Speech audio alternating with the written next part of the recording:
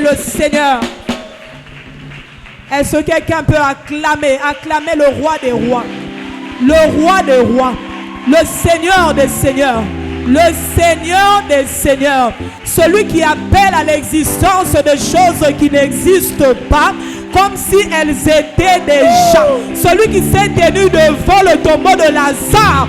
Il a dit: Lazare sort, et Lazare est sorti. Je parle de celui qui renouvelle le souffle de vie. Je parle du Dieu de gloire. Je parle de l'Éternel des armées. La Bible dit que ses armées se comptent par milliers. Pousse des cris de joie pour le roi de gloire.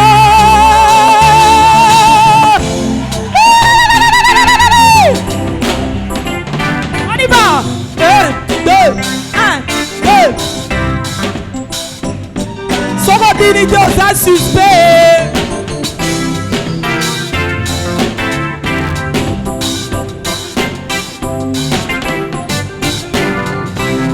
Asante sana Bwana, asante sana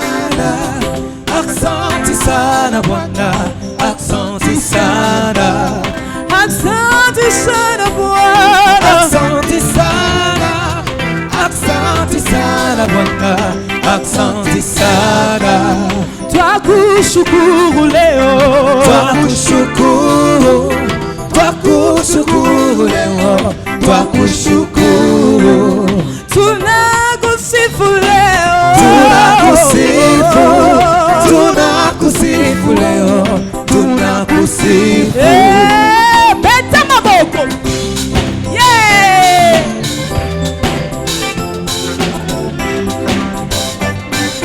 Beta mololo, mololo, mololo.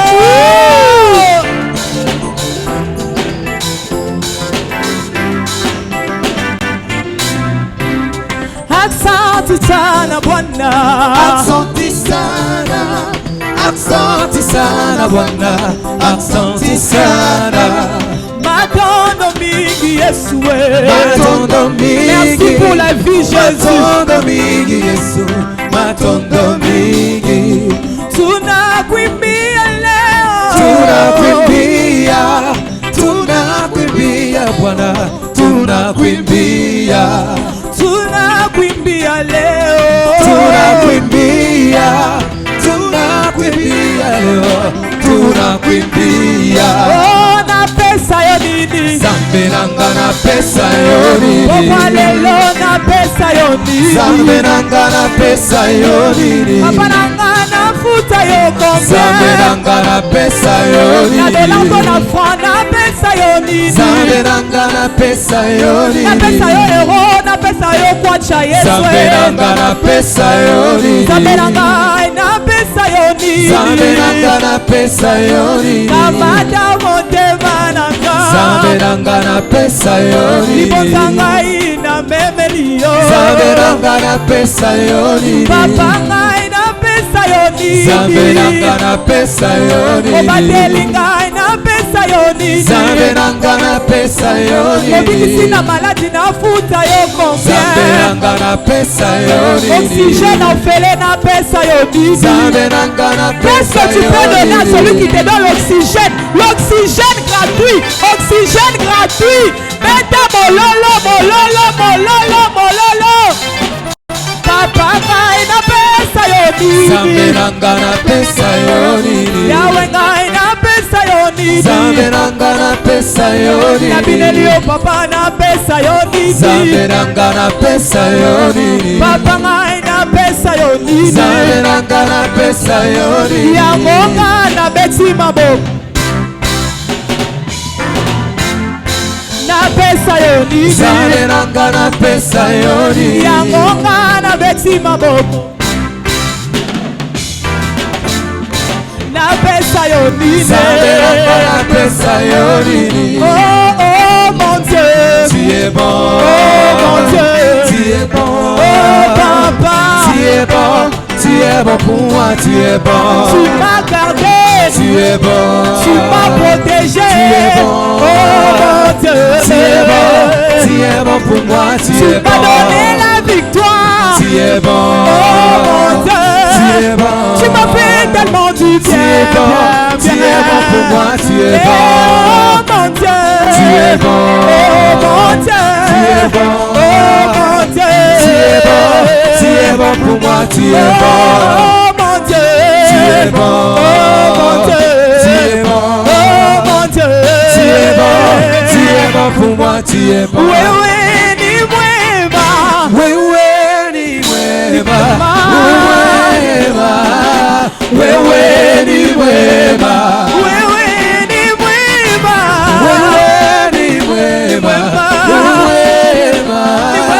wewe ni mwema, unatupenda, unatupenda, unatupenda, unatupenda, wewe ni mwema, wewe ni mwema, unanipenda, unatupenda, unatupenda, unatupenda, wewe ni mwema, wewe ni mwema, wewe ni mwema, wewe ni mwema, mwema, wewe ni mwema, wewe ni mwema, wewe ni ni mwema, mwema sana, mwema sana, wewe ni mwema, unatupenda, unatupenda, unatupenda, unatupenda, wewe ni mwema, wewe ni mwema, unatuchunga,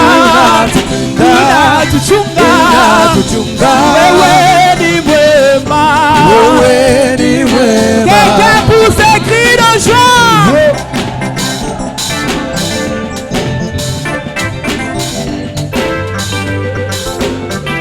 Alléluia, amen, amen, amen, alléluia, amen, amen. Je vais chanter l'assemblée. Alléluia, amen, l'assemblée. Est-ce qu'il y a des gens ici? Oh, alléluia, amen, amen. Yes. Ozali konsili siminako. Amen, amen, amen. Tu es le papa le plus responsable. Amen, amen, amen, amen, alléluia, amen, amen, amen. Tu es le papa le plus formidable. Amen, amen, amen, amen, amen, alléluia, amen, amen, amen. Tu es le papa le plus disponible. Amen, amen, amen, alléluia, amen, amen, amen,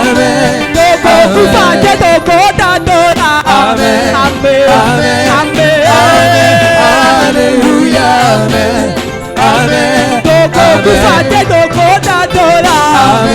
amen, amen, alléluia, amen. Je veux voir comment tu danses pour ton papa. Comment tu danses pour ton papa.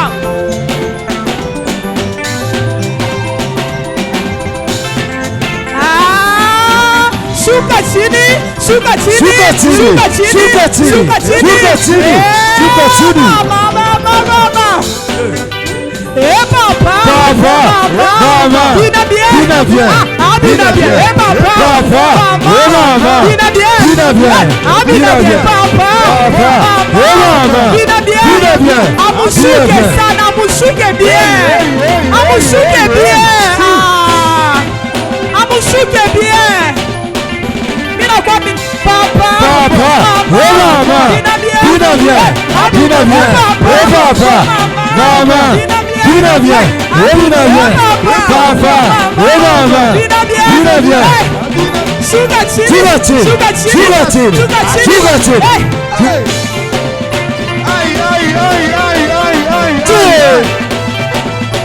Vigelegele. Papa, Dina bien, Dina bien, Dina bien.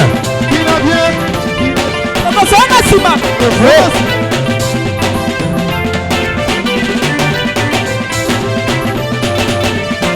Ici les gens ne dansent pas, hein. Rachetez coupe seulement. Je me demande, je me pose la question depuis que je suis ici. Il n'y a pas de gens qui ont déjà été guéris.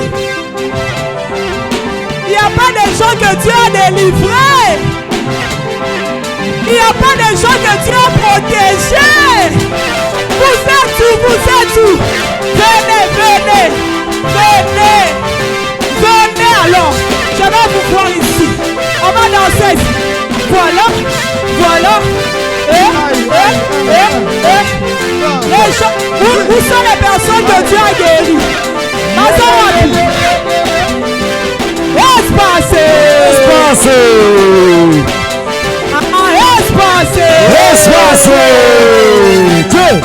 Et papa, maman, Dina bien.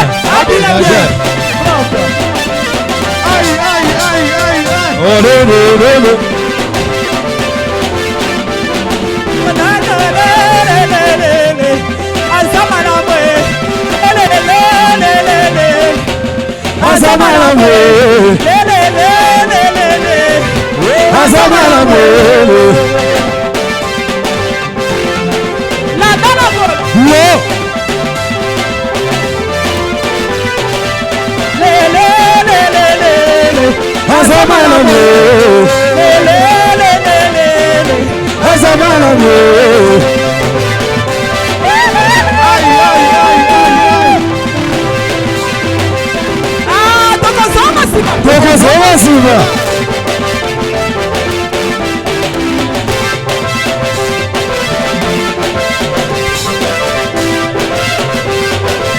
Que Dieu vous bénisse. Alléluia. Si tu as à dire à ce Dieu, parce que je sais qu'au milieu de nous, tous nous avons à dire au Seigneur. Je ne sais pas celui qui peut s'avancer dans sa présence sans avoir rien à lui dire. Nous tous, nous avons à lui dire. Même quand je manque de mots, je soupire seulement de l'intérieur parce que c'est plus fort que moi. Je n'arrive même pas. Il y a certaines choses que Dieu, quand il le fait dans nos vies, on n'arrive même pas nous-mêmes à le dire. On n'arrive même pas nous-mêmes. Je ne sais pas comment l'exprimer. Oh, ce Dieu est tant bon dans nos vies. Ce Dieu est bon.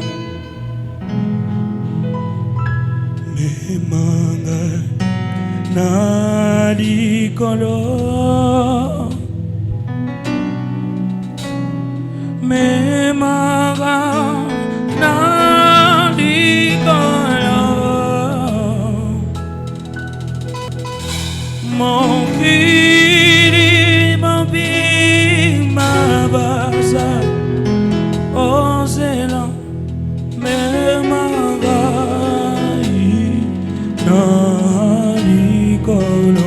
Est-ce qu'on peut le dire tous ensemble? Mais manga na likolo.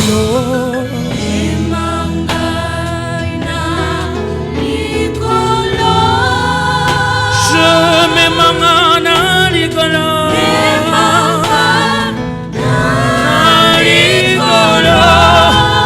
Mon kiri mon bimba.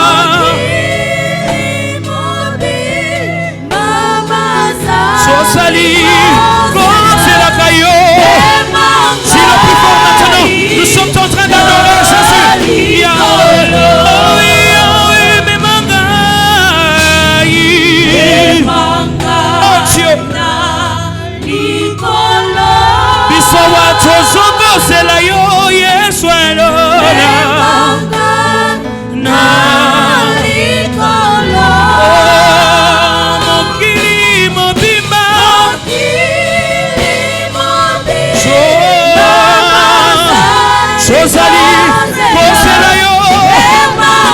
Est-ce que tu peux parler au Seigneur?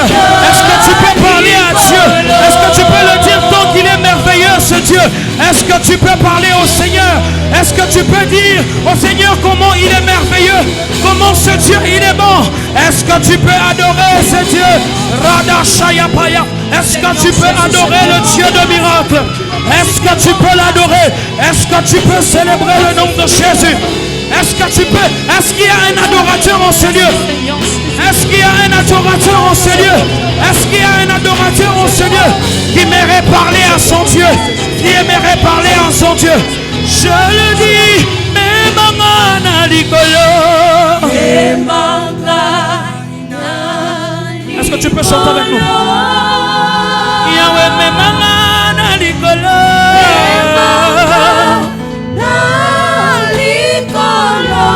Yahweh, mon kili, mon bima.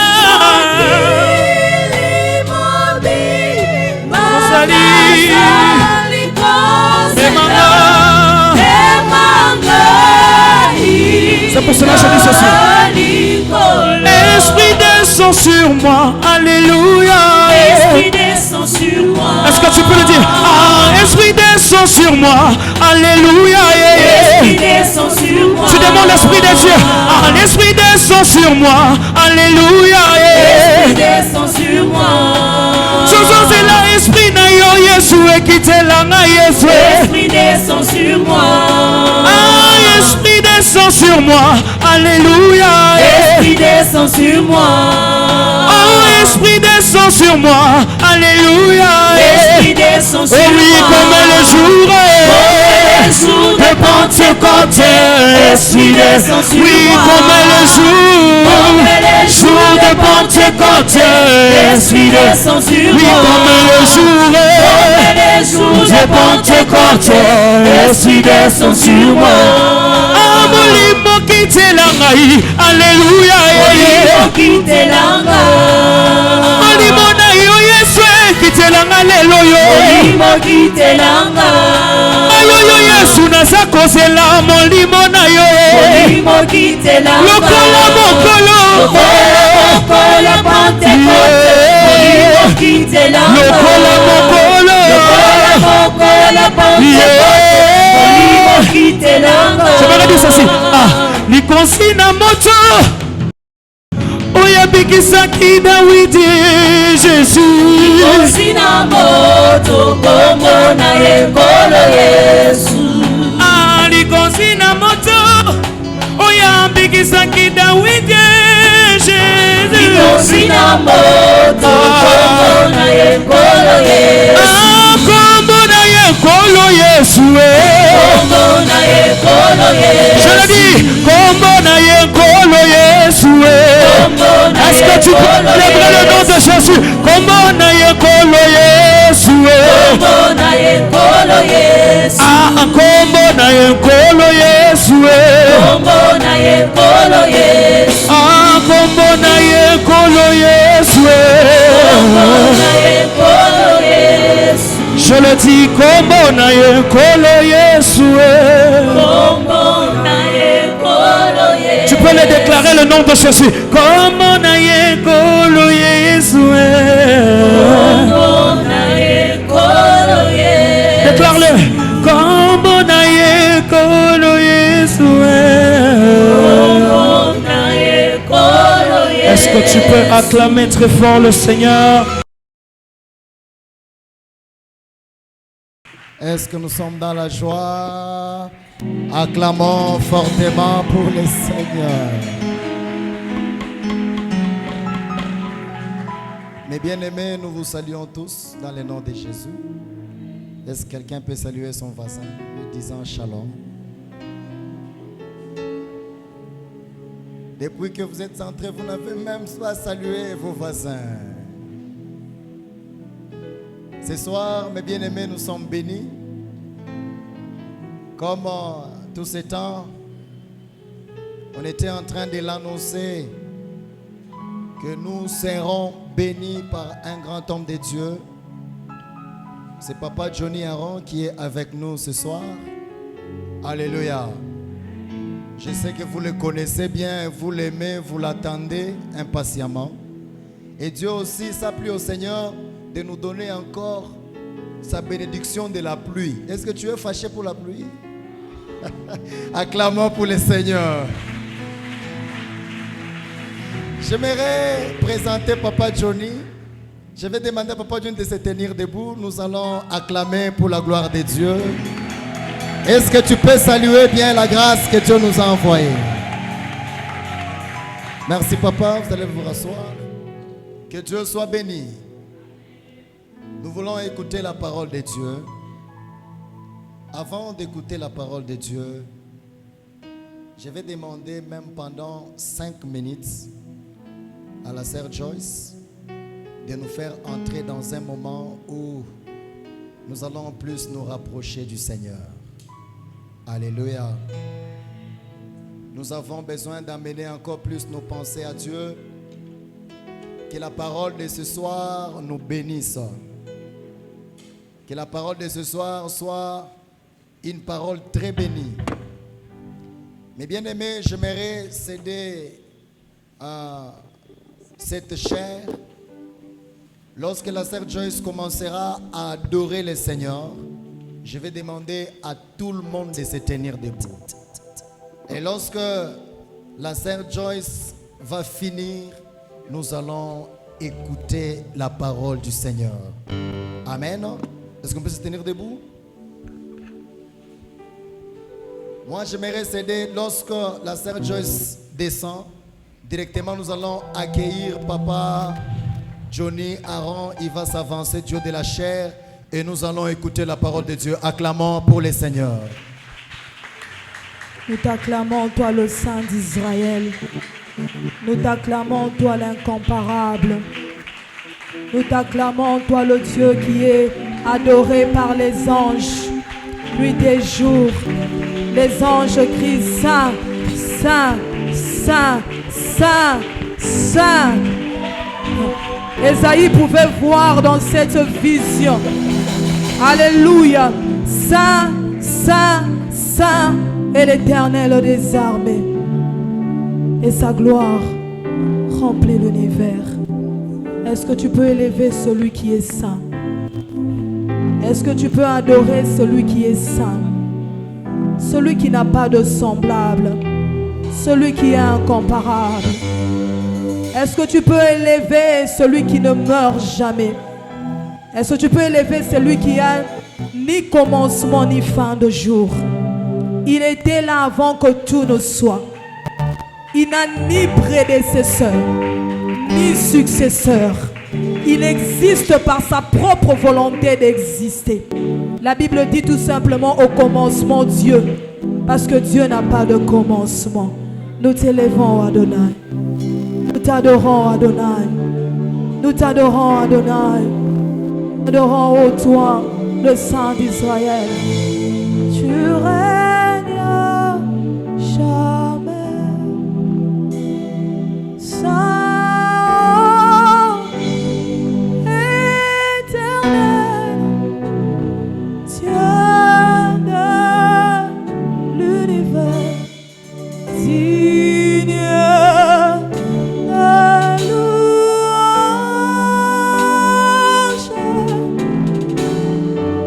honneur et gloire à l'agneau de Dieu, assis sur le trône.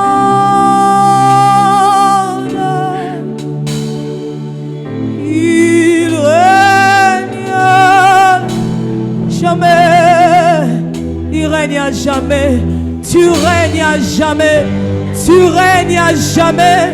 Les rois se sont succédés, mais toi tu règnes à jamais. Les présidents se sont succédés, mais toi tu règnes à jamais. Des royaumes se sont succédés, mais toi tu règnes à jamais. Des nations se sont succédées, mais toi tu règnes à jamais, à jamais, à jamais, à jamais, à jamais, à jamais. Ma situation a un début et une fin, mais toi tu règnes à jamais. Saint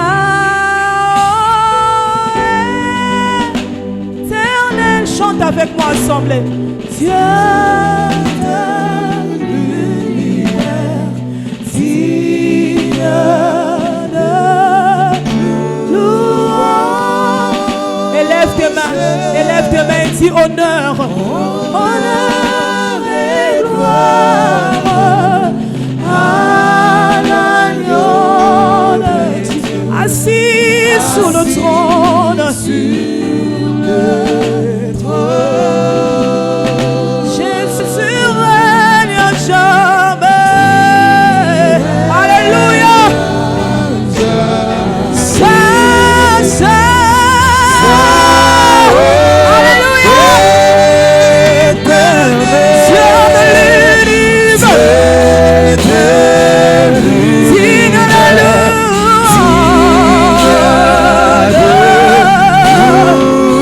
Tu es digne d'être élevé, digne d'être adoré, Jésus. Honneur et gloire à l'agneau de Dieu. Assis sur le trône. Jésus est assis sur le trône. L'Éternel est assis sur le trône. Jésus règne à jamais. Alléluia. Dis-le.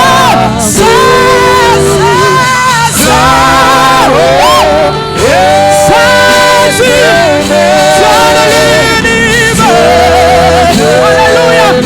Digne de louange, digne d'être élevé, digne d'être célébré, digne d'être adoré, digne d'être acclamé, digne d'être accueilli. Alléluia.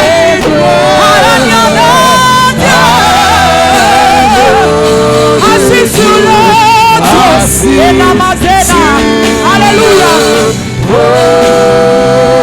Jésus règne à jamais. Tu règnes. Emmanuel est assis sur le trône. Alléluia. Et il règne à jamais.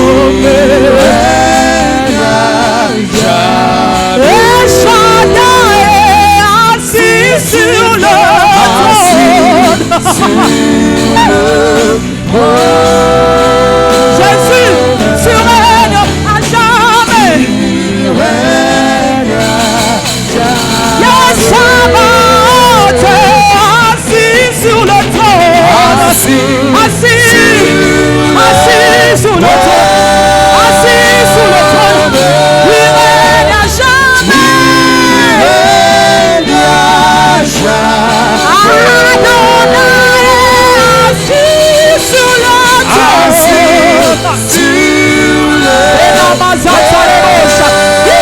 Jésus règne à jamais. Tu règnes au Seigneur. Tu règnes dans mon pays. Tu règnes dans mon corps. Tu règnes dans ma vie. Tu règnes, Jésus. Sois célébré, Jésus. Sois célébré, Jésus. Sois célébré, Jésus. Oh, Jésus règne à jamais. Tu règnes. Tu règnes. Jésus règne. Jésus règne. Jésus règne. Jésus règne. Jésus règne. Tu règnes. Tu règnes. Jésus règne. Les ténèbres s'enfuient. Assis sur le trône. Assis sur le trône. Alléluia. Jésus règne à jamais. Tu règnes. Tu règnes. Tu règnes. Adonai est assis sur le trône. Sur le trône. Je chante avec l'assemblée. Il règne à jamais. Tu règnes. Tu règnes. Puisque tu règnes, les ténèbres s'enfuient. Assis sur le trône. Sur le trône. Il règne à jamais. Il règne à jamais. Tu règnes à jamais. Ton règne n'a point de fin.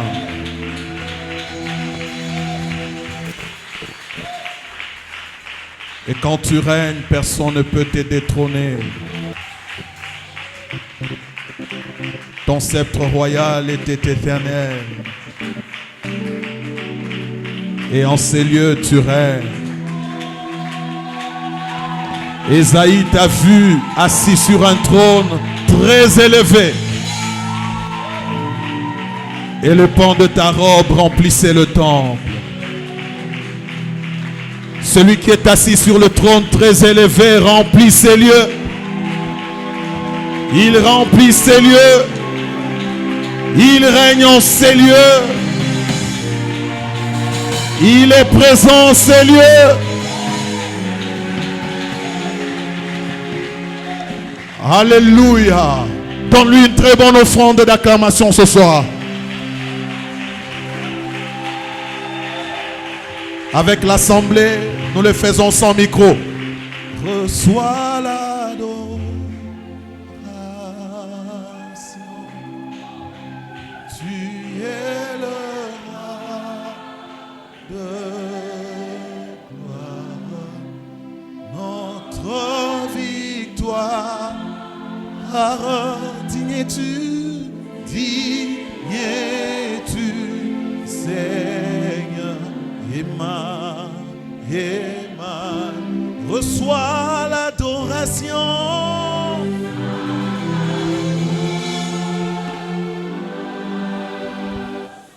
Tu es le roi.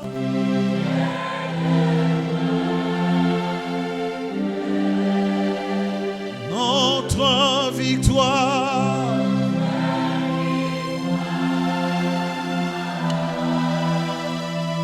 Digne es-tu, Seigneur. Emmanuel,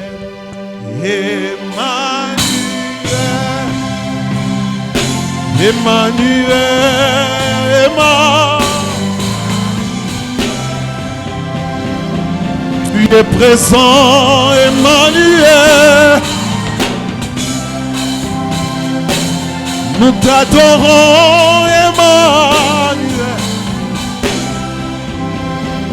Tu vis avec nous, Emmanuel. Emmanuel.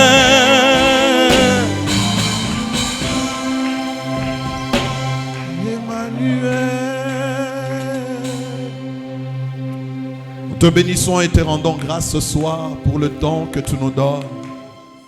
N'est-il pas écrit dans ta parole qu'il est agréable et qu'il est doux pour les frères de demeurer ensemble? Oui, c'est comme l'huile précieuse répandue sur la tête, descend jusqu'à la barbe d'Aaron se répand jusqu'au bord de ses vêtements. Et en ces lieux, tu nous oins, en ces lieux, tu nous honores. Il est aussi écrit que c'est comme la rosée de l'Hermon qui descend sous le mont de Sion.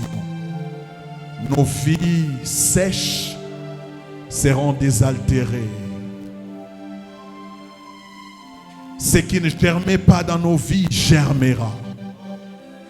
Parce que ta parole est également semblable à une pluie.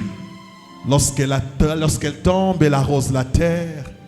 Elle féconde la terre, elle fait germer les plantes, donnant du pain à celui qui mange et de la sémence au semeur. Et je prie que ce temps soit en bénédiction pour nous tous. Au nom de Jésus, j'ai ainsi prié. Amen. Gloire au Seigneur. Je voudrais rendre grâce à Dieu pour le temps qu'il nous donne d'être là. Et comme je le disais, il est vraiment agréable, il est doux pour les frères de demeurer ensemble. Et le plus important, c'est que nous ne sommes pas là forcément parce qu'on l'a voulu. On est là parce que Dieu nous a choisis. Et le psalmiste dit, heureux celui que tu choisis et que tu admets en ta présence. Et parce que Dieu nous a choisis, nous avons des raisons de nous réjouir. J'aimerais donner l'occasion à chacun d'entre nous d'exprimer sa réjouissance en acclamant très fort. Oh, si tu te sens heureux d'être là, merci d'acclamer. Amen.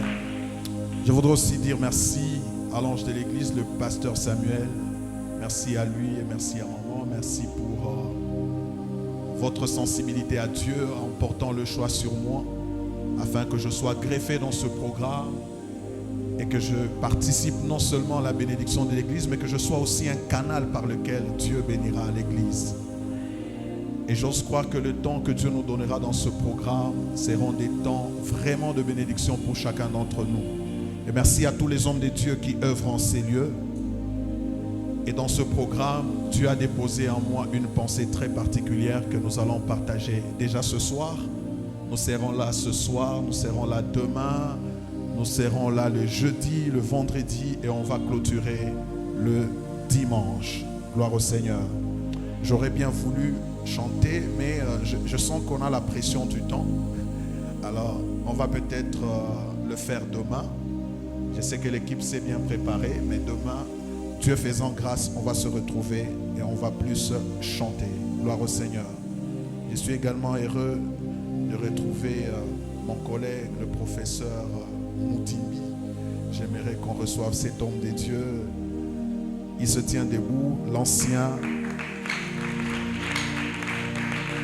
Acclame bien le Seigneur. Amen. Merci à l'ancien Doni.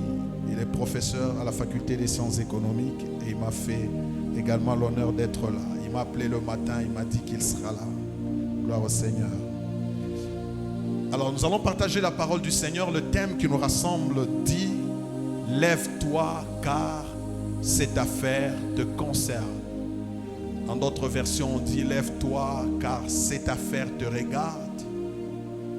Et nous voulons partager la parole du Seigneur autour de cette pensée. Et donc on retrouve ce texte dans Esdras chapitre 10, le verset 4e.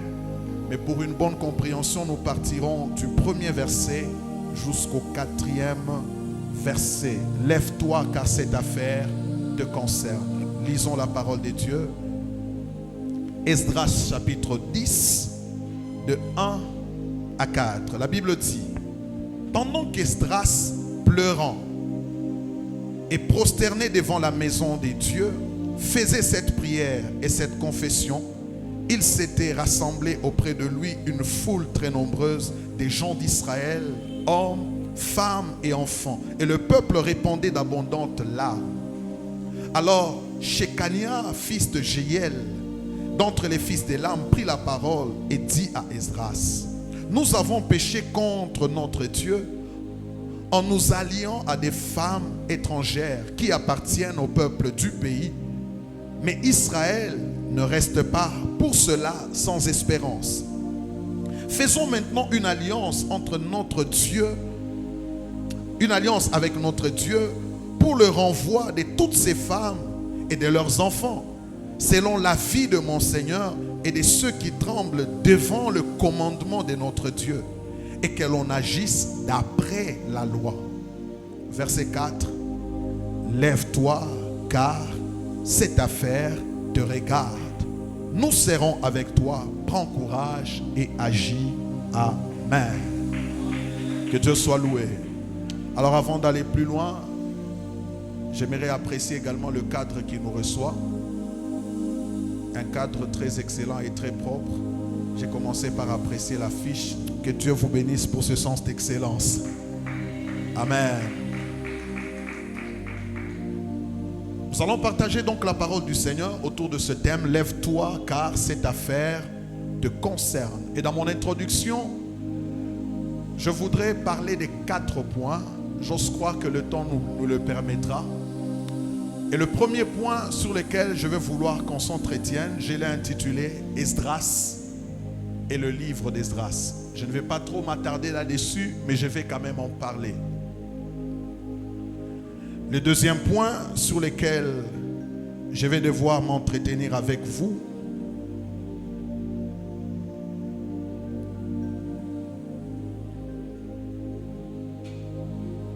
excusez que j'ouvre mes textes, je l'ai intitulé La volonté de Dieu au prix des larmes. La volonté de Dieu au prix des larmes. Le troisième point, je l'ai intitulé L'identification ou l'esprit d'appartenance. L'identification ou l'esprit d'appartenance. Et le quatrième point, qui est le dernier point, je l'ai intitulé Lève-toi. 2 points, le réveil. En fait, ces 4 points font le socle du message que nous allons devoir donner tout au long de ce programme. Et donc, je parlerai, comme je l'ai dit, d'Esdras et du livre d'Esdras. Je vais également parler de la volonté de Dieu au prix des larmes, l'identification ou l'esprit d'appartenance. Et le dernier point, je l'ai intitulé Lève-toi. 2 points, le réveil. Que Dieu soit loué. Je voudrais placer un mot par rapport à Esdras, parce que la compréhension de ce thème part de tout ce contour que je viens énumérer autour de ces 4 points. Je suis d'abord intéressé par la personne d'Esdras. Qui est Esdras? Esdras fait partie de la 2e catégorie de personnes qui ont dû quitter Babylone pour rejoindre Jérusalem. En fait, le retour d'exil a connu 3 temps. Les 3 temps correspondent également à 3 groupes. Le premier groupe a eu pour leader, je le dirais comme ça, Zorobabel. Pourquoi je l'appelle leader? Parce que Zorobabel, dans son cœur, Dieu y avait déposé le fardeau de la reconstruction de la maison des dieux. Et donc dans le premier groupe qui devait quitter Babylone pour retourner à Jérusalem, il y a d'abord l'équipe de Zorobabel qui avait la mission de pouvoir rebâtir la maison des dieux qui autrefois était détruite. Deuxièmement, dans la 2e étape ou dans la 2e catégorie, c'est là qu'on retrouve Esdras. Après que la maison des dieux ait été bâtie, Esdras, dans son cœur, Dieu y avait déposé le fardeau de la réforme spirituelle, l'accent étant mis sur la loi et sur les ordonnances de Dieu qui devaient être enseignées et qui devaient être appliquées. Et ça, c'est vraiment le fardeau d'Esdras, et nous allons le voir parce que le thème de notre programme de séminaire s'articule d'abord sur la réforme spirituelle ou la mise en pratique des lois ainsi que des ordonnances de Dieu. Gloire au Seigneur.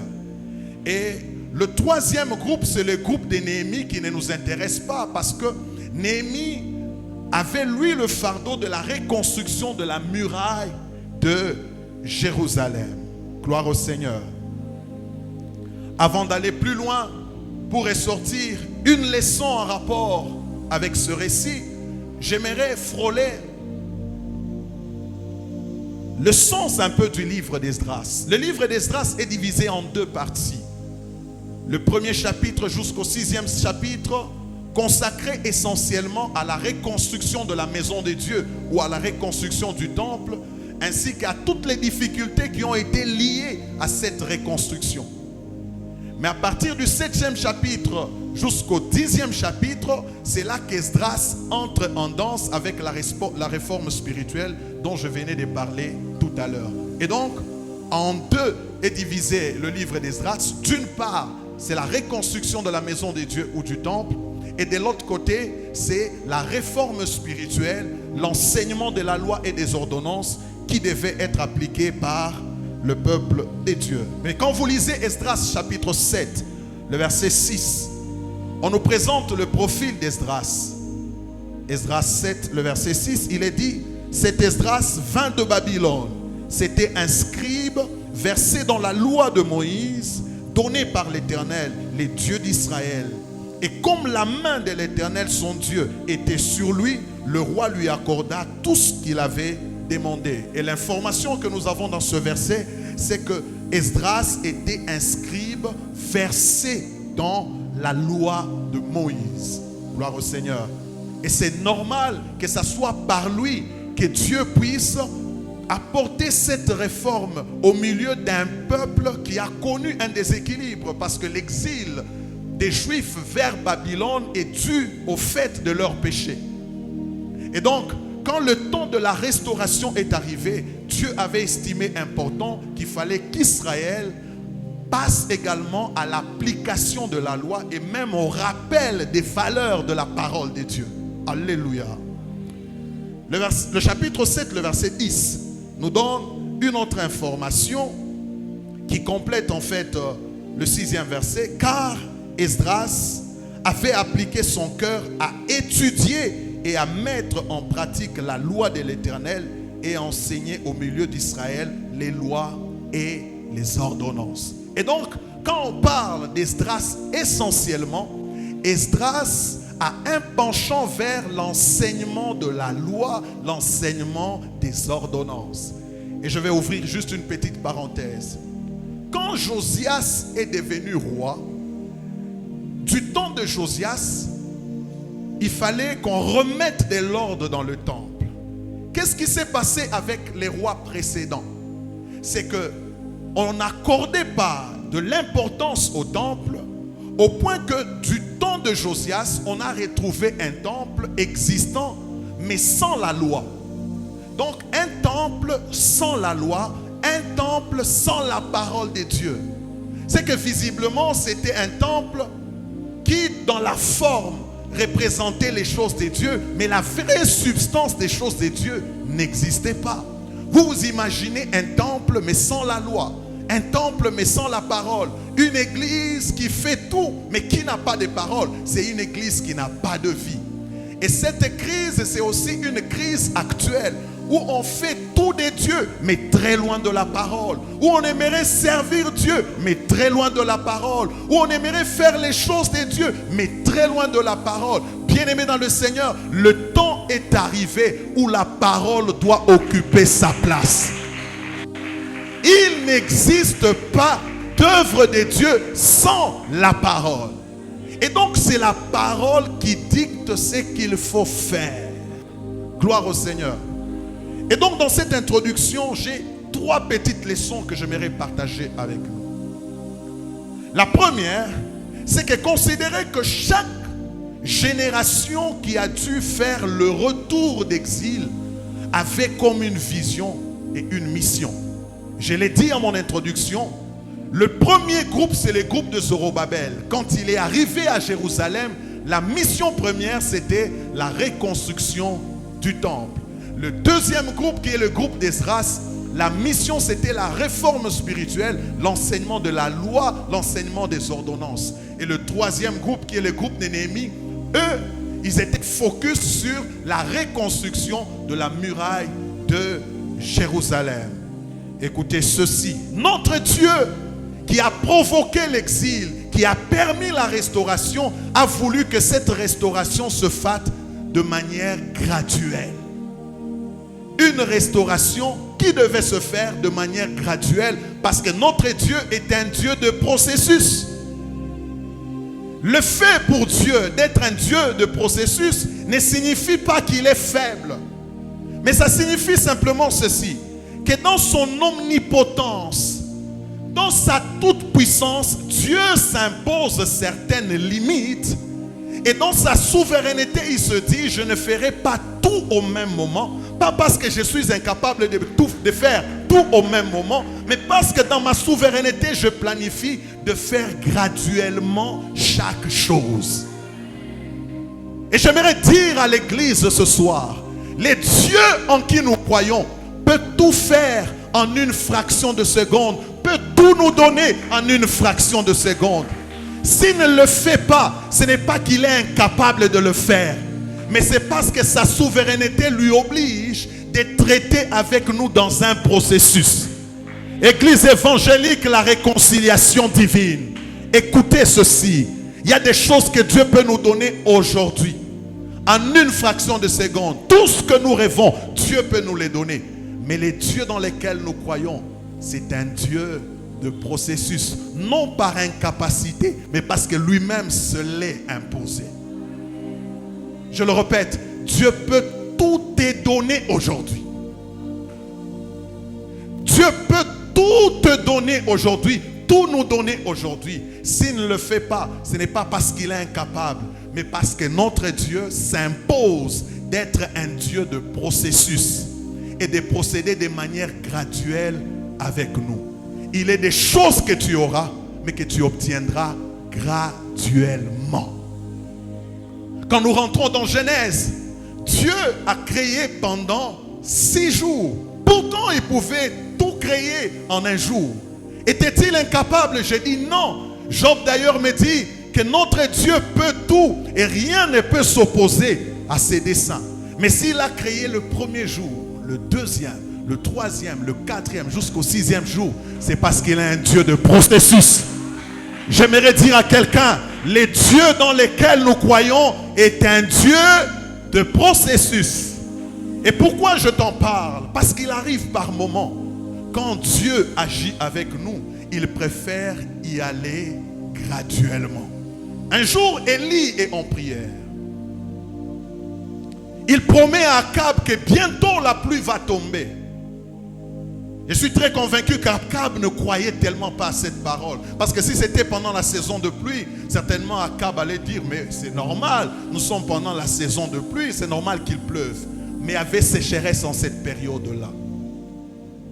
Élie s'est mis à prier, la tête entre ses genoux. Il dit à son serviteur, regarde, s'il s'annonce la pluie. La première fois, aucun signe de pluie. La deuxième fois, aucun signe de pluie. Mais à la 7e fois, le serviteur revient lui dire, je vois un nuage en forme d'une paume de la main. Élie n'a pas continué sa prière.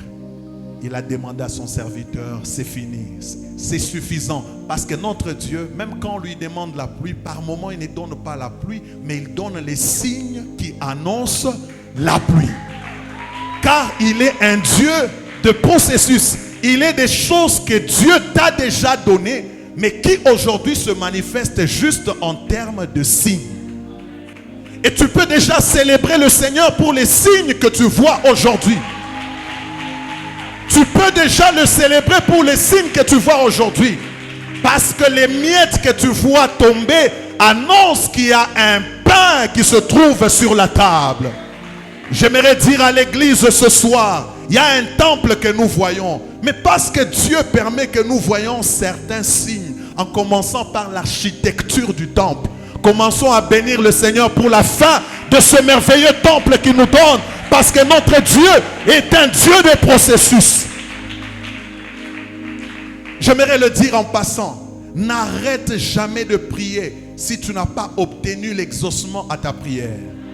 Parce que le succès d'une prière est dans l'exaucement. Ne te vante pas des nombres des jours que tu as fait dans la prière. Ce qui donne un sens à la prière, c'est l'exaucement. Mais les dieux que nous prions, lorsqu'ils nous exaucent, par moments, ils ne nous donnent pas le pain. Ils nous donnent l'odeur du pain. Les signes qui annoncent que la pluie est sur le point de tomber. J'aimerais dire à quelqu'un, il y a des choses pour lesquelles tu dois commencer déjà à bénir le Seigneur. Parce que bientôt, la pluie va tomber. Bientôt, la pluie va tomber. Notre Dieu est un Dieu de processus. Un Dieu de processus. Ne crois pas que ça ne va pas arriver. Ça arrivera. Il y a des signes qui annoncent la pluie. Il y a des signes qui annoncent la pluie. Petit soit-il, mais c'est un signe. Élie, mais le nuage là ne ressemble même pas à une Jeep. C'est pas très gros, c'est pas trop grand. Élie dit c'est suffisant. Le signe suffit. Parce que notre Dieu est un Dieu de processus. Et regardez même la nature de notre salut. Quand nous croyons au Seigneur Jésus, l'homme est composé de 3 parties, à savoir l'esprit, l'âme et le corps. Quand nous croyons au Seigneur Jésus, notre esprit est parfaitement sauvé. Mais notre âme est en train d'être sauvée et notre corps sera sauvé. Quand est-ce que notre corps sera sauvé? Mais c'est quand le Christ reviendra où nous allons nous dépouiller de l'immortalité pour revêtir, plutôt nous dépouiller de la mortalité pour nous revêtir de l'immortalité. Nous allons nous dépouiller de la corruptibilité pour revêtir l'incorruptibilité. C'est à ce moment-là que notre corps sera parfaitement sauvé parce qu'on aura un corps glorieux, un corps immortel. Mais le corps que nous avons, quand il y a des virus, quand il y a des microbes, ça nous atteint. Il nous arrive de tousser. Il nous arrive même de tomber malade. Ça ne voudrait pas dire qu'on n'est pas sauvé. Ce n'est pas parce qu'on tombe malade qu'on n'est pas sauvé. Mais c'est parce que notre Dieu est un Dieu de processus. Le corps n'est pas encore parfaitement sauvé. Lorsqu'il sera parfaitement sauvé, aucune maladie ne nous atteindra. Aucun virus ne nous atteindra. Aucune mort ne nous atteindra. Notre Dieu est un Dieu de processus. Et nous soumettons notre âme à la prière et à l'écoute de la parole de Dieu pour subir de la transformation. Quitter des mauvais sentiments vers de bons sentiments. Et ça, c'est un travail qui s'opère tous les jours quand nous venons à l'église. Sinon, vous risquerez d'avoir un chrétien, mais avec des pratiques païennes. Pourquoi? Parce que dans son âme, il y a un travail qui n'est pas encore effectué. Vous voyez que même notre salut, Dieu le soumet comme à un processus graduel. Quelqu'un peut dire un Dieu de processus. C'est un Dieu de processus. Bénis-le, bénis-le, bénis-le, bénis-le, bénis-le, bénis-le. Amen. La deuxième leçon que je tire de mon introduction, c'est également la complémentarité dans la diversité. Vous voyez que le premier groupe qui rentre à Jérusalem, c'est un groupe qui vient avec une vision de rebâtir d'abord le temple. Et le deuxième groupe qui vient, lui ne vient pas dans l'objectif de rebâtir le temple. Le groupe d'Esdras vient avec une réforme spirituelle. La mise en pratique de la loi des dieux, la mise en pratique des ordonnances des dieux. Et le troisième groupe, qui n'est pas forcément nommé dans les livres d'Esdras, lui c'est le groupe de Néhémie qui vient pour la reconstruction de la muraille. C'est comme si chaque génération vient avec une vision. Chaque génération a un fardeau. Bien-aimés dans le Seigneur, notre Dieu nous rend, comment je dirais, notre Dieu nous rend chacun particulier afin que dans la diversité que nous puissions travailler dans la complémentarité. Nous n'aurons pas tous les mêmes fardeaux, mais il est possible que nos fardeaux convergent.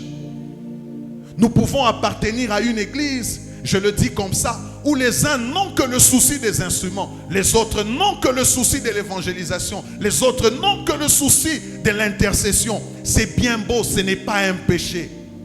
Mais quand ça converge, c'est là que ça rencontre la vision de Dieu.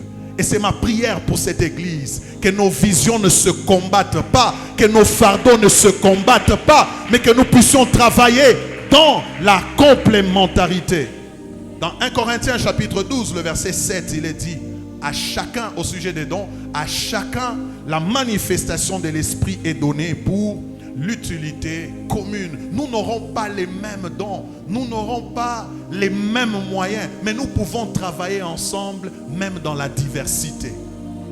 Alors, ne travaillons pas de manière à ce que nous puissions tous nous ressembler. Nous n'avons pas besoin de nous ressembler. Chacun peut rester lui, mais nous travaillons de manière convergente. Et d'ailleurs, notre diversité, notre pluralité prouve que notre Dieu est grand. Car chacun de nous, dans sa particularité, révèle la particularité de Dieu. Amen. Sois toi, laisse-moi être moi, mais travaillons dans la même vision. Est-ce que je parle à quelqu'un? Est-ce que je parle à quelqu'un? C'est un Dieu de la complémentarité dans la diversité.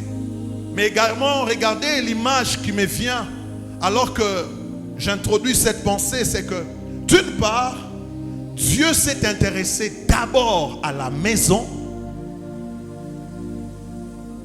plus tard à la muraille. Quand je parle de la maison, je parle du temple, plus tard à la muraille. Mais au milieu là, Dieu s'est intéressé à la qualité d'homme. Dieu s'est intéressé au temple en termes de bâtisse. Dieu s'est également intéressé à la muraille en termes de bâtisse ou des choses. Mais Dieu s'est aussi soucié de la qualité d'homme. Voilà pourquoi il a envoyé Esdras. Pour qu'Esdras soit un homme qui produira de la qualité au milieu d'Israël. Par le ministère d'Esdras, Dieu voulait avoir des hommes de qualité à côté du temple. Des hommes de qualité à Jérusalem, bien sécurisés par une muraille. Gloire au Seigneur. Alors ça m'a permis de dire, notre Dieu est un Dieu des choses, mais aussi un Dieu des hommes. Dieu accorde de l'importance aux choses qui nous entourent, mais il accorde aussi de l'importance à la qualité d'homme que nous devons être. J'aimerais le dire autrement. Et parce que ça, c'est la vision qui nous frappe en entrant dans ce temple. Un temple de qualité pour des hommes. Je répète, un temple de qualité pour des hommes. Dieu accorde de l'importance au temple. Les choses attirent Dieu. Dieu leur accorde une certaine importance. Ne sois pas de cette église et que tu viennes nous dire, non, ici c'est seulement les cœurs. Ici il n'y a pas que les cœurs. Dieu s'intéresse et aux choses et au cœur. Dieu s'est préoccupé de la bâtisse, mais Dieu s'est aussi préoccupé des animateurs de la bâtisse. Dieu se charge de nous offrir un bon temple, mais Dieu n'oubliera pas de travailler la qualité de notre cœur. J'aimerais le dire autrement. Des hommes de qualité sont pour des bâtisses de qualité.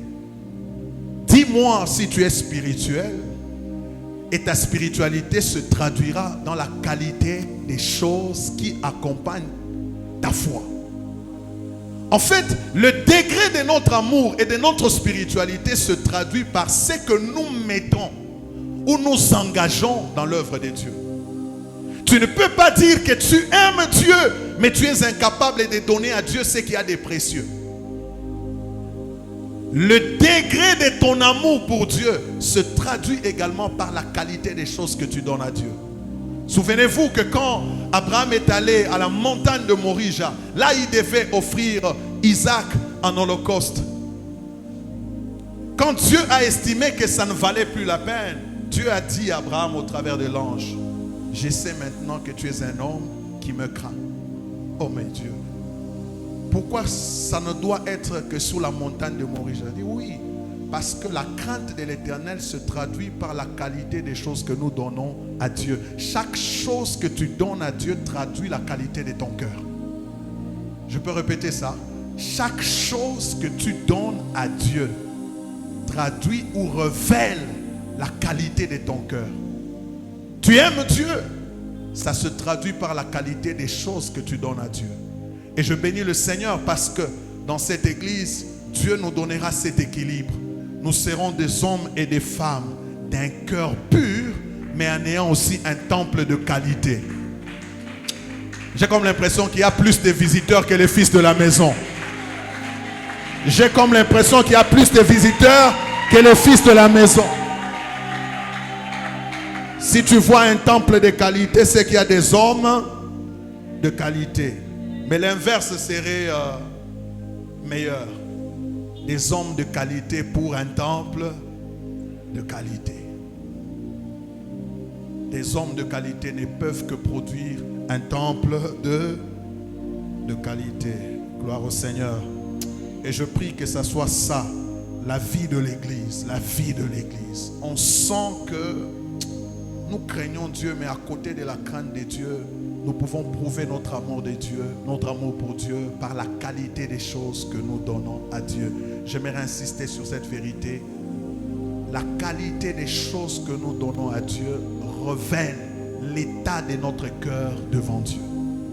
Celui qui craint Dieu, on sait les voir par la qualité des choses qu'il donne à Dieu. Quand vous lisez Malachie chapitre 1er, à partir du 6e verset, la Bible dit, un fils honore son père, un serviteur a de la crainte pour son maître. Et Dieu dit, si je suis votre père, quel est l'honneur qui m'est dû? Si vous dites que je suis votre maître, quelle est la crainte que vous avez de moi? Dieu se plaint du fait qu'il ne se sentait pas honoré. Et quand les sacrificateurs lui posent la question, il a dit, non, mais regardez la qualité des sacrifices que vous m'offrez, les types d'offrandes que vous me donnez. Vous me donnez des bêtes infirmes, et ça ne reflète pas ce que je suis. Et vous voyez, quand un homme commence à faire naufrage dans la foi, quand un homme commence à devenir infidèle aux yeux de Dieu, vous allez également le voir par la qualité des choses qu'il donne à Dieu. Il devient négligent, pas très attentionné sur la qualité des choses qu'il donne à Dieu. Mais je prie que ça ne soit pas le cas ici chez nous. Je prie que ça ne soit pas le cas ici chez nous. Que Dieu nous donne d'être spirituels et de donner à Dieu des choses qui reflètent notre spiritualité. Amen. Je pressens qu'on ne va pas finir. Amen. Alors, mon deuxième point de mon introduction, la volonté de Dieu au prix des larmes. La volonté de Dieu au prix des larmes. Remarquez que Esdras s'est mis à pleurer et à prier devant Dieu. Parce que après avoir, permettez que je le dise comme ça, prêché la loi, prêché la parole, les hommes étaient touchés, mais les conséquences étaient des conséquences d'un prix élevé. Parce que ça devait obliger aux enfants d'Israël de subir l'épée et non la paix. Créer une séparation entre les familles, entre le mari et la femme, entre les enfants entre les enfants et les parents. Disons ça comme ça. Amen. Alors, le verset 3 est un peu plus explicite. Je lis le verset 1er et puis je lis le verset 3. La Bible dit, pendant qu'Esdras, pleurant et prosterné devant la maison de Dieu, faisait cette prière et cette confession, il s'était rassemblé auprès de lui une foule très nombreuse, des gens d'Israël, hommes et femmes et enfants, et le peuple répandait d'abondantes larmes. Pourquoi ils répandaient d'abondantes larmes? Parce que la loi leur a montré qu'ils étaient dans une vie qui ne convenait pas à leur identité. Ils ont épousé des étrangers, ce qui n'était pas permis par la loi. Amen.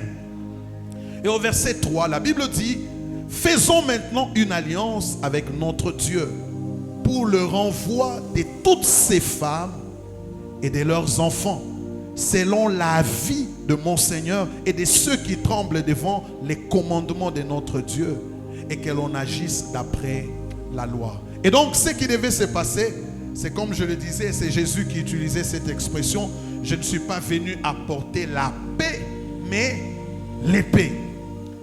Bien-aimé dans le Seigneur, j'ai parlé de la volonté de Dieu au prix de l'art.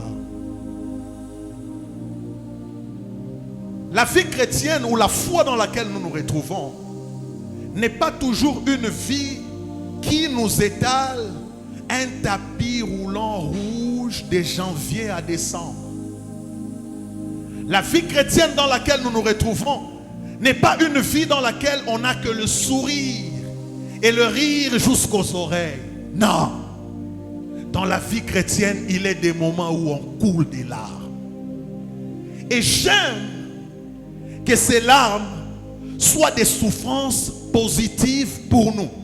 Pourquoi j'appelle ça une souffrance positive? Parce que c'est une souffrance qui contribue à notre foi ou à l'affermissement de notre foi. Une souffrance qui constitue pour nous le prix à payer parce qu'on aimerait honorer la parole de Dieu.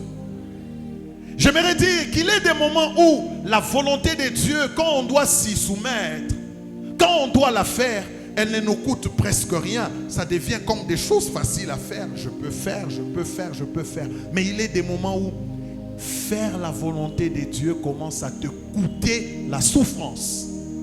Et c'est ça qu'Israël a connu. Finalement, ils croient en la loi, ils croient aux ordonnances, ils croient au Dieu qui leur a été prêché par Esdras. Mais le prix à payer, c'est qu'ils doivent se séparer. Imagine-toi, pour les parents, nous qui sommes là, on vient nous dire que non, tu dois quitter ton épouse, tu dois quitter ton époux, tu dois quitter tes enfants parce qu'il y a un mélange entre vous et que notre Dieu n'est pas un Dieu de mélange. Vous devez vous séparer. Tu dois te séparer de cet enfant que tu aimes, de cette fille que tu aimes. Et puis on te dit, c'est ça la loi. Ça a engendré les pleurs et ça a obligé Esdras lui-même à pleurer. C'était un coup dur que de respecter la parole de Dieu.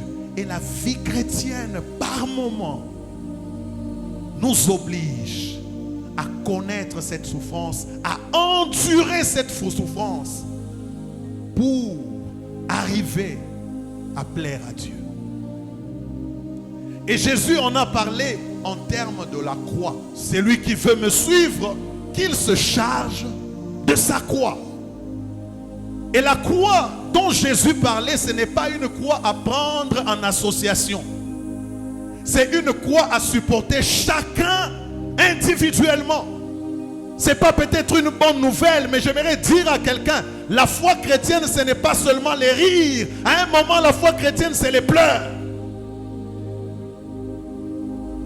C'est les pleurs parce que la volonté de Dieu, par moment, va t'arracher les pleurs. Et je parlais de la croix. Nous, abusivement, nous considérons la croix comme une souffrance interminable. C'est-à-dire, quand tu te rends compte que tu as une situation qui ne prend pas fin, tu te dis, non, j'ai comme l'impression que c'est ça ma croix. Parce que c'est une situation qui ne prend pas fin. J'aimerais dire que ce n'est pas vraiment ça la croix. Mais la croix, c'est une souffrance que l'on accepte d'endurer de manière à plaire à Dieu, tout en ayant une issue, mais une issue qui nous sort de la volonté de Dieu. Je ne sais pas si je l'ai bien dit. Je vais le reformuler. La croix est une souffrance à endurer. Pas parce qu'elle manque de solution. Elle a une solution, mais une solution qui soit en dehors de la volonté de Dieu. Et pour tout celui qui veut vivre la volonté de Dieu, il est obligé d'endurer cette souffrance. Parce que échapper à cette souffrance, c'est se retrouver en dehors de la volonté de Dieu. Et c'est ça la croix. Des choses que Dieu te demande de faire, des choses pour lesquelles tu peux avoir des raccourcis pour les résoudre. Mais tout raccourci pour résoudre cette affaire t'amène en dehors de la volonté de Dieu.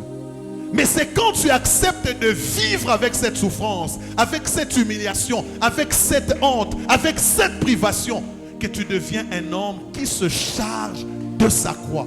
Et j'aimerais vous dire, ça c'est pas l'étape agréable à voir dans la vie chrétienne. Mais il n'y a pas de vie chrétienne sans croix. Il n'existe pas de vie chrétienne sans croix. Et j'aimerais ici prendre un exemple biblique. Je suis dans Genèse, chapitre 12. Genèse chapitre 12, le premier verset. Et puis Genèse 22, le deuxième verset. Écoutez ce que la Bible dit. L'Éternel dit à Abraham, va-t'en de ton pays, de ta patrie, de la maison de ton père, dans le pays que je te montrerai. La suite disait, pour que je te bénisse. Mais Dieu, pourquoi tu veux que je me détache de mes parents et de mon coin où je suis habitué? Je maîtrise un peu les circuits. Dieu dit, parce que j'ai un projet avec toi. Je ne te veux pas dans ce coin. Je ne te veux pas en relation avec ton père, en relation avec ta mère. Tu dois aller très, très loin d'eux. Un peu comme ce qu'il a exigé aux contemporains d'Esdras. Vous devez vous séparer. De foi, la foi chrétienne t'obligera de quitter certaines personnes. Même à chaudes larmes, tu devras les quitter. C'est des personnes peut-être importantes pour toi. C'est comme une prostituée qui vit aux dépens d'un monsieur là, marié ou pas, mais ce n'est pas son mari. Et puis cette prostituée vous dit, mais si je dois accepter Jésus, me débarrasser de cet homme, je vivrai comment? C'est lui qui me paye le loyer. Oui, tu dois te débarrasser de cette personne. Tu dois faire comme un saut dans le vide. C'est le prix à payer si tu veux te soumettre à Dieu. Tu n'as pas besoin d'avoir des, comment je dirais, d'avoir des points d'amortissement, des gages de sécurité. Tu n'en as pas besoin. De fois, la volonté de Dieu t'obligera de faire un saut en l'air, sans savoir ce que tu deviendras. Et Dieu a besoin ce soir de susciter des hommes qui ce soir accepteront de payer le prix de la croix, une souffrance positive, afin de se maintenir dans la foi et de garder leur destinée glorieuse. Dieu l'a fait avec Abraham. Non seulement qu'il lui a obligé de quitter son pays, sa patrie, mais plus tard, il lui a demandé de lui offrir ce qu'il avait de plus cher, à savoir Isaac. La vie chrétienne, elle est de foi comme cela. Dieu t'oblige de donner ce que tu as de plus précieux. Un deuxième exemple biblique, dans Matthieu chapitre 5, le verset 44. La Bible dit, mais moi je vous dis, aimez vos ennemis. Un ennemi, on ne l'aime pas. Si ce soir je dis, aimez Nanga, aimez les Rwandais, ça va être compliqué. Et c'est le prix à payer. J'ai dit, c'est le prix à...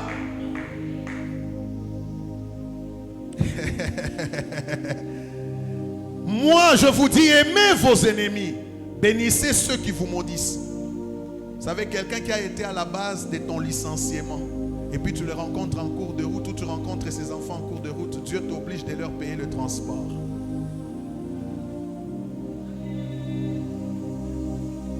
Tu sais que si tu as quitté ce boulot-là, c'est à cause de tel monsieur.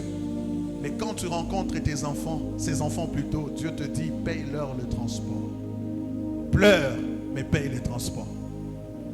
J'ai dit pleure, mais paye le transport. Dieu ne nous donne pas une seule possibilité de rendre le mal pour le mal. Le principe de la nouvelle alliance, on rend le bien pour le bien, on rend le bien même pour le mal.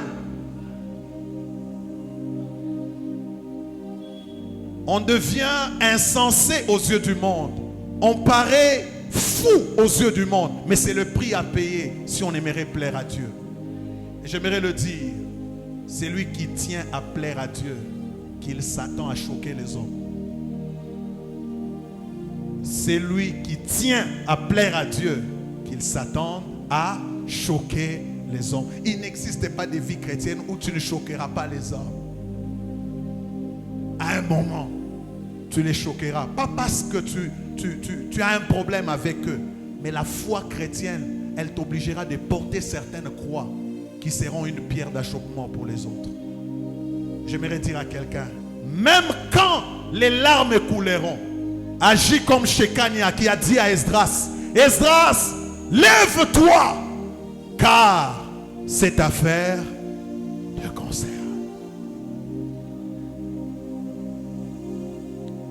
Oh, c'est compliqué.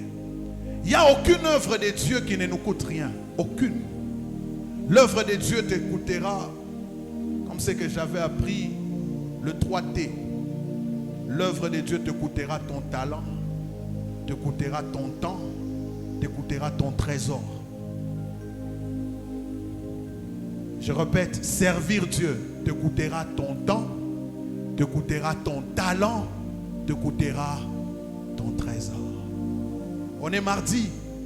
Ceux qui sont païens à cette heure-ci sont devant la télé. Hein? Ceux qui sont païens à cette heure-ci, ils font des programmes, ils prennent la bière. Mais regarde, la foi t'oblige à rester scotché ici.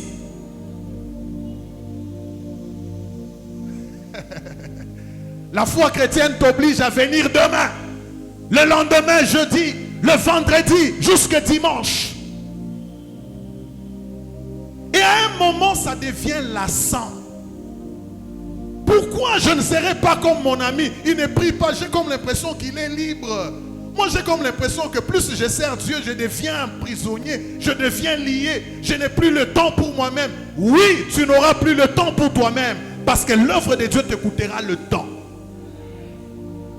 En réalité, tu deviens libre, mais dépendant de Dieu. Parce qu'un vrai homme libre, c'est celui qui dépend de Dieu, c'est celui qui est prisonnier de Dieu. Je dis, ça te coûtera le temps. Et c'est embêtant, c'est embêtant. On est obligé d'être peut-être à l'église de lundi à dimanche.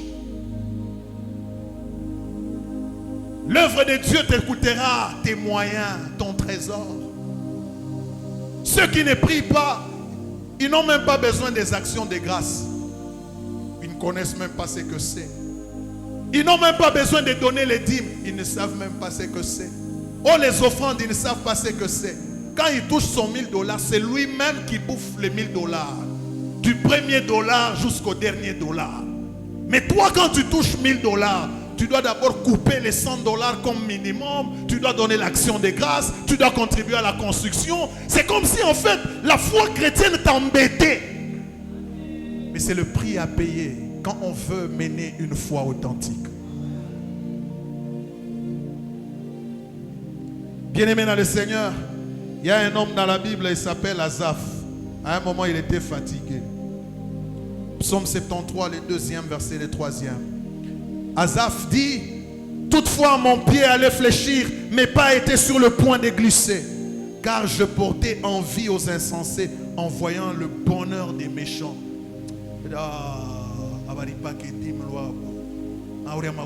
Depuis lundi, dimanche,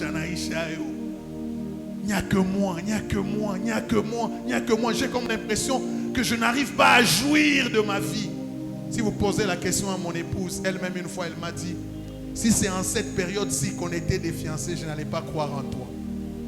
Parce que tu es tout le temps parti. Tu es tout le temps parti, tu n'es pas là.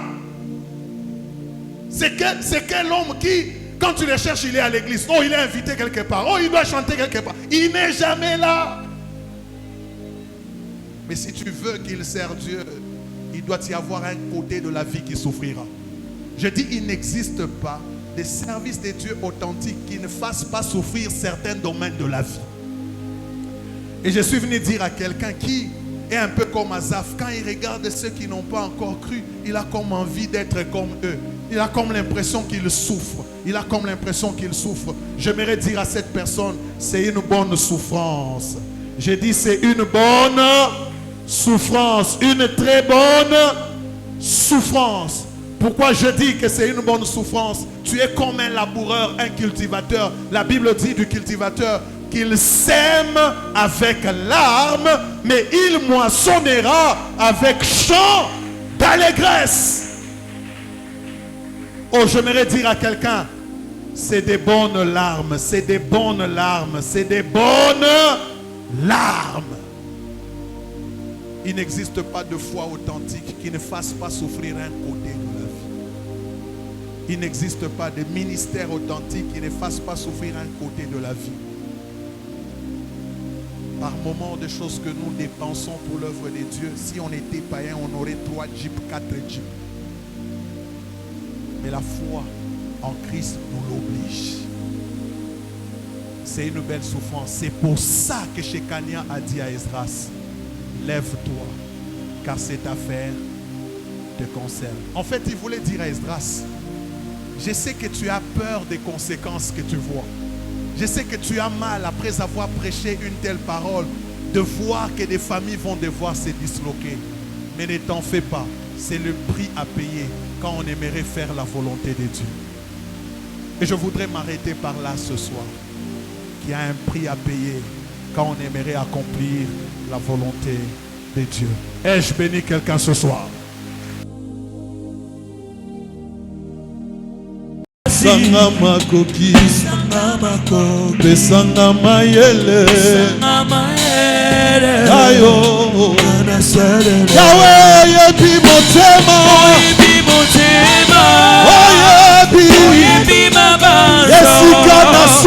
esika nasuki, wanande yobani, pesanga makoki, Yahweh.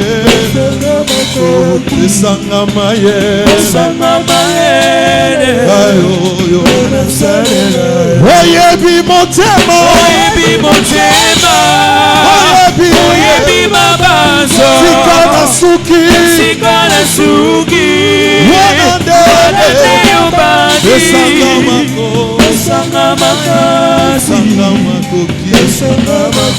pesanga mayele,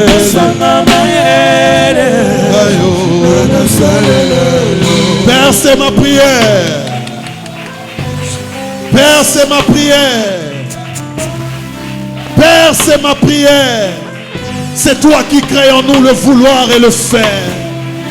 C'est toi qui sais renouveler la force de celui qui tombe en défaillance. Je prie ce soir que tu nous accordes la capacité. Tu l'as fait avec Jésus. Tu as dépêché un ange vers lui afin de le fortifier. Nous avons besoin d'endurer la souffrance attachée à notre appel, la souffrance attachée à notre vocation, la souffrance attachée à notre foi. Rends-nous capables de tenir. Rends-nous capables de tenir. Et de le dire comme l'apôtre Paul, j'ai combattu le bon combat, j'ai achevé ma course et j'ai gardé la foi. Même quand ça m'écoutera de l'argent, que je sois prêt à le faire. Même quand ça m'écoutera des relations, que je sois prêt à les rompre. Même quand ça m'écoutera le temps, que je sois prêt à payer le prix du temps. Ma foi en dépend. Ma destinée en dépend. Père, donne-nous de comprendre ces choses. Donne-nous de comprendre ces choses. Que nous sommes semblables au cultivateur. Qui lorsqu'il sème, il sème avec larmes. Que personne d'entre nous ne soit intimidé par ses propres larmes, ni par les larmes des autres. Notre destinée glorieuse en dépend. Notre destinée glorieuse en dépend. Donne-nous d'être une église qui accepte de payer le prix. De payer le prix. Non pas pour une couronne corruptible, mais pour celle incorruptible. Nous voulons courir de manière à emporter le prix. Nous voulons te servir de manière à l'emporter le prix. Père, rends-nous conscients que la gloire qui nous attend est plus supérieure à la souffrance que nous endurons aujourd'hui. Que le poids éternel de la gloire qui nous attend n'a rien de comparable à la souffrance et aux légères afflictions que nous subissons aujourd'hui. Donne-nous d'ailleurs de considérer que ce que nous endurons comme souffrance ne sont que des légères afflictions. Donne-nous de comprendre que ce que nous endurons comme souffrance ne sont que des légères afflictions, car devant nous, il se tient une grande gloire. Une grande gloire. Une grande gloire qui nous fera oublier ce que nous endurons. Donne-nous d'être une église dont le regard est fixé sur le prix Une église capable d'endurer la souffrance, de payer le prix, pourvu qu'elle garde sa foi, pourvu qu'elle fasse la volonté de Dieu. Père, merci de le faire. Amplifie cette parole que nous venons d'entendre. Et nous prions que chacune de nos vies ressemble à la parole que nous avons entendue. Et que les heures et les jours qui arrivent soient des temps de témoignage pour tous. Au nom de Jésus, nous avons ainsi prié. Amen. Que Dieu nous bénisse abondamment.